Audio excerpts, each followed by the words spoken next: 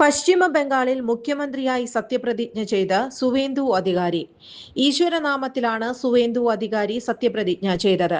പ്രധാനമന്ത്രി നരേന്ദ്രമോദി, ആഭ്യന്തരമന്ത്രി അമിത്ഷാ, കേന്ദ്രമന്ത്രിമാർ, NDA ഭരിക്കുന്ന സംസ്ഥാനങ്ങളിലെ മുഖ്യമന്ത്രിമാർ, പ്രമുഖ BJP നേതാക്കളടക്കം നിരവധി രാഷ്ട്രീയ നേതാക്കളും വ്യവസായികളും ഉൾപ്പെടെ ബ്രിഗേഡ് പരേഡ് ഗ്രൗണ്ടിലെ സത്യപ്രതിജ്ഞാ ചടങ്ങിൽ പങ്കെടുത്തു.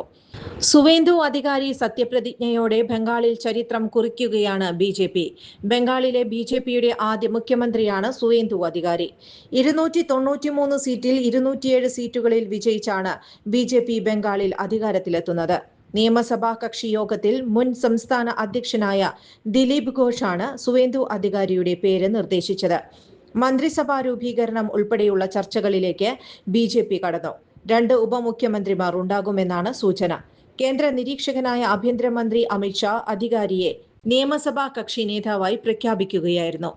1995 കോൺഗ്രസ് കൗൺസിലറായി തെരഞ്ഞെടുക്കപ്പെട്ടായിരുന്നു സുവേന്ദു അധികാരിയുടെ ആദ്യ വിജയം.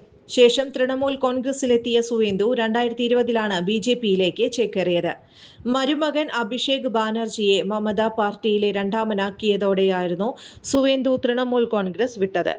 ചുരുങ്ങിയ ചിലവിൽ വീട്ടുമുറ്റത്തൊരു വിളക്ക്, വൈദ്യുതി വേണ്ട, ബാറ്ററി വേണ്ട, പൂർണ്ണമായും സോളാറിൽ പ്രവർത്തിക്കുന്ന ലൈറ്റുകൾ നിങ്ങളുടെ വീടുകളിലോ സ്ഥാപനങ്ങളിലോ എവിടെയായാലും സ്ഥാപിച്ചു കൊടുക്കുന്നു.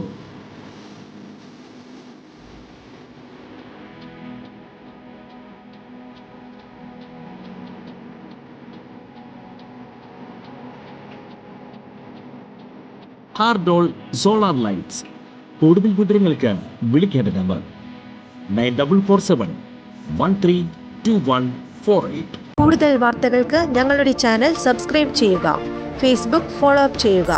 വാർത്തകൾ വേഗത്തിലറിയാൻ Anytime News.